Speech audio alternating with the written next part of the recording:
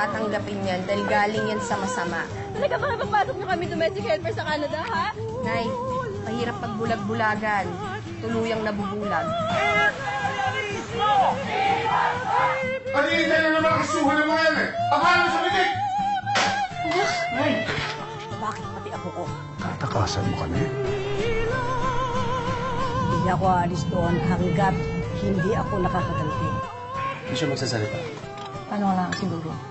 Sa panahon ngayon, hindi mo alam kung sino ba sa pwede tumira sa'yo. Mama! Baka kailangan na natin ilaglag siguro yun. Bitiwan niyo nga ako! Hindi ako masamang tao! Aktivista ako! Nanakaw! Ako pong may pagmalaki ng anak ko na ng tatay niya hindi tumatanggap ng suhol o lagay. Ayokong lamang ng ibang tao at higit sa lahat, ayokong nagsisinungaling. Matututunan mo rin. Pero sa mundo nito, walang lugar ang awa. Patay kung patay.